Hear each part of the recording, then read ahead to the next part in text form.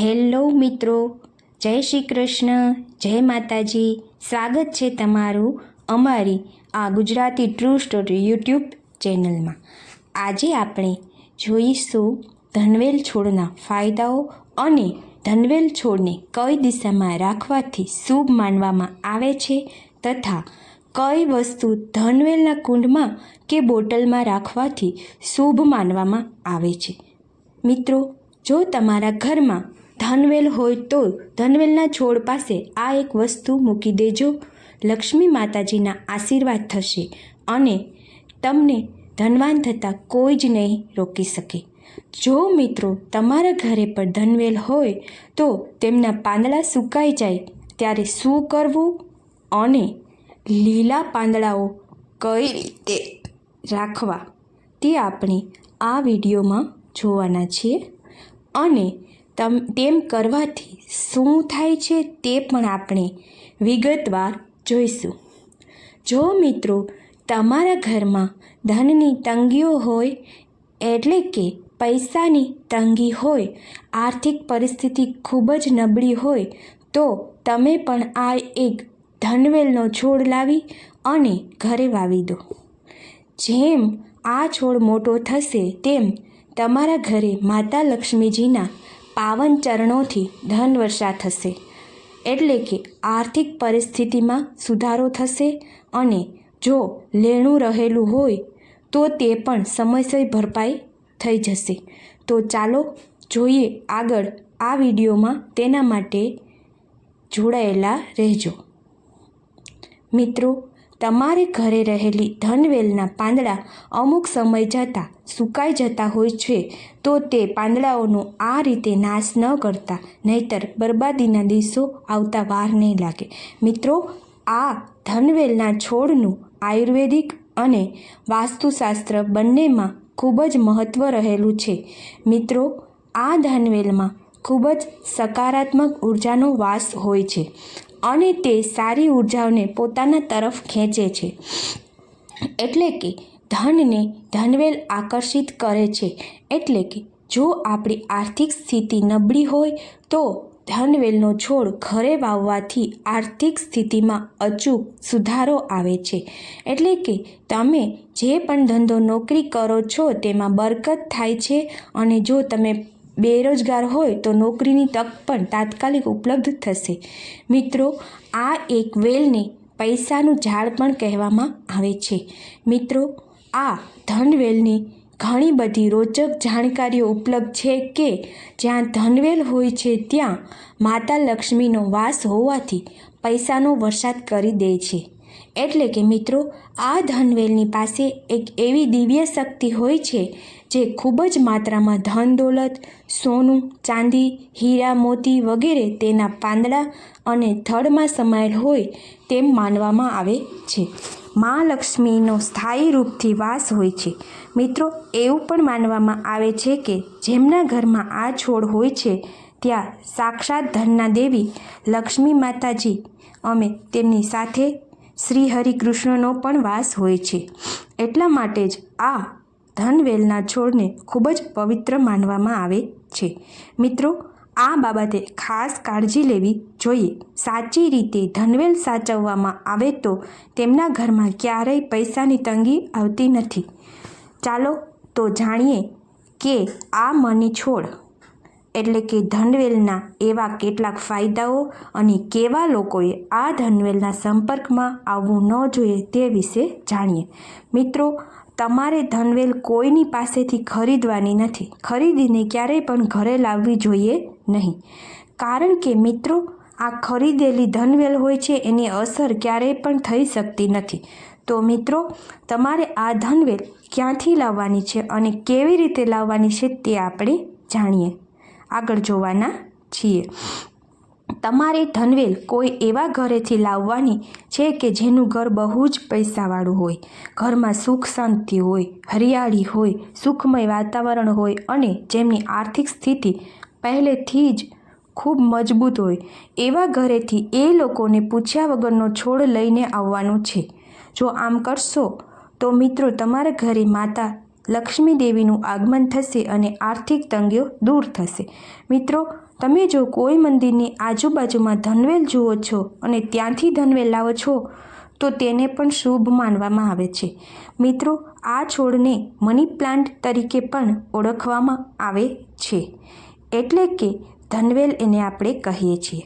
માટે આ છોડમાં દેવી લક્ષ્મી માતાનો વાસ હોવાથી આપણે તેને સરખી રીતે ઉછેરીએ છીએ તો ચોક્કસ માતા લક્ષ્મી પ્રસન્ન થશે અને આપના ઘરમાં સુખ, સંપત્તિ, આર્થિક સ્થિતિ ખૂબ જ સારી થશે. જ્યારે પણ મિત્રો તમે ધનવેલ વાવો છો ત્યારે એક વસ્તુનું ખાસ ધ્યાન રાખવું.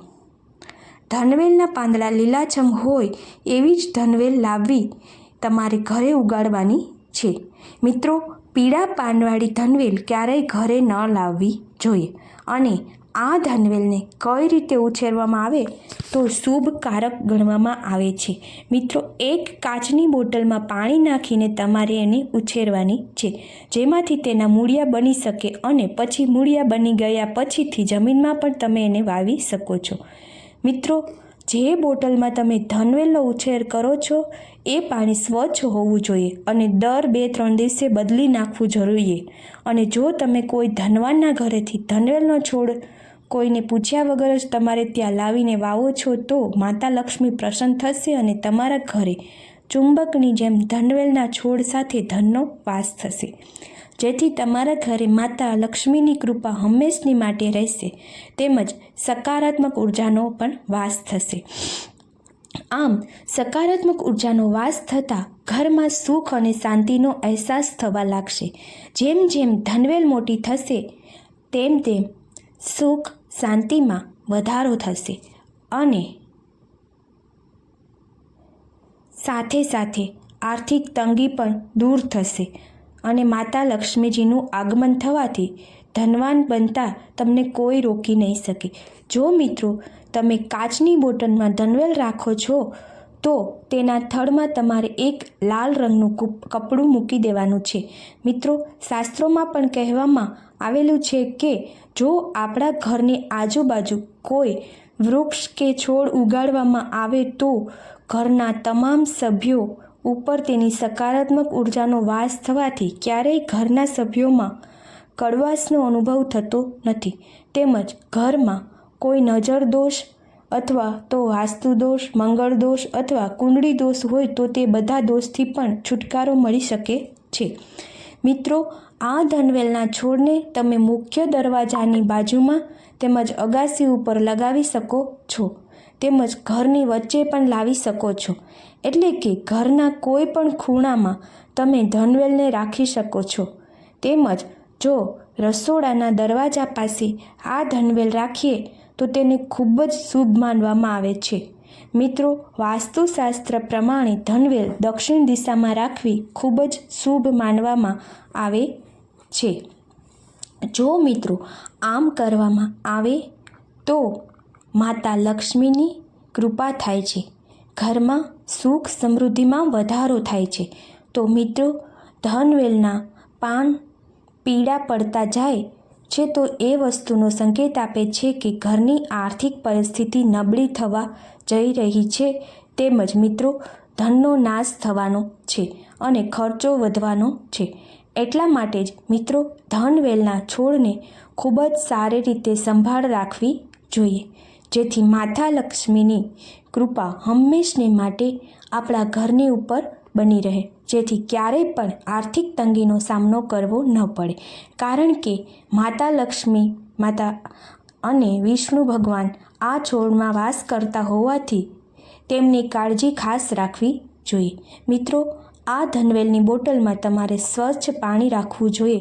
તેમજ જો તમે થોડો બટાકાના રસ પણ ઉમેરો તો ખૂબ જ સારું રહેશે.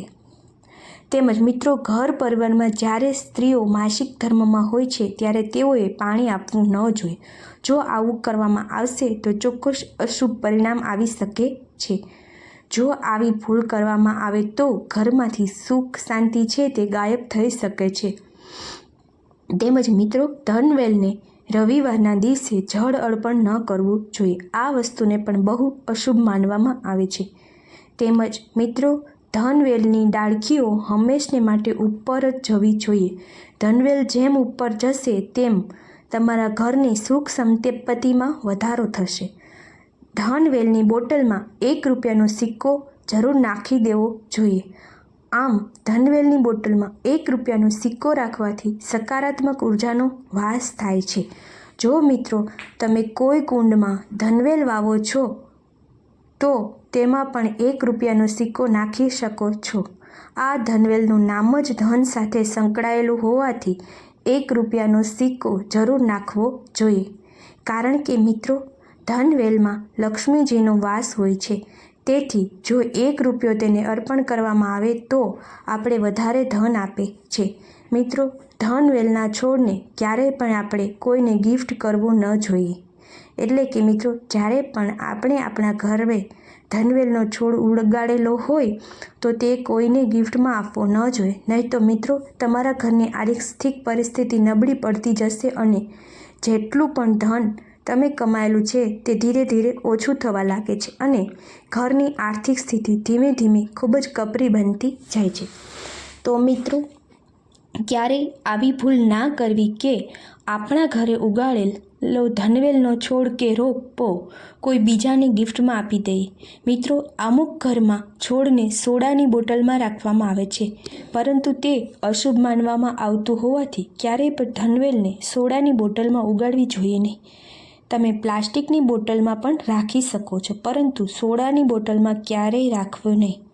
તમે તમારા ઘરે આ મની પ્લાન્ટ લગાવશો તો તમારા ઘરમાં શુક્ર ગ્રહ મજબૂત થાય છે અને જો શુક્ર ગ્રહ મજબૂત હોય તો કોઈ પણ રંક વ્યક્તિને રાજા બનતા કોઈ રોકી શકતું નથી. બની શકે છે અમુક સમયે એવું થાય છે કે ઘરમાં રાખેલી ધનવેલ દુખાવા લાગે છે અને પાંદડાઓ પીળા પડવા સુકાવા લાગે છે અને પાંદડાઓ પીળા પડવા લાગે છે તો તેને હટાવી દેવી જોઈએ. પરંતુ જો 1-2 પાંદડાઓ પીળા પડે તો તે પાંદડાઓને તાત્કાલિક કાતરથી કાપીને ફેંકી દેવા જોઈએ. જો મની પ્લાન્ટ સુકાઈ જશે તો તમે બરબાદ પણ કરી શકે છે. એટલે ખાસ ધ્યાન રાખો કે મિત્રો વહેલી સવારે તમે ઉઠો ત્યારે ધનવેલના દર્શન કરવા જોઈએ અને રવિવાર સિવાય નિયમિત થોડું પાણી તેને આપવું જોઈએ કે જે ખૂબ શુદ્ધ પાણી હોય તેવું પાણી આપવું જોઈએ. તો મિત્રો તમને અમારો આ વિડીયો ગમ્યો હોય તો અમારી ચેનલને સબસ્ક્રાઈબ કરવાનું, લાઈક કરવાનું, શેર કરવાનું ભૂલશો નહીં. આભાર. જય માતાજી.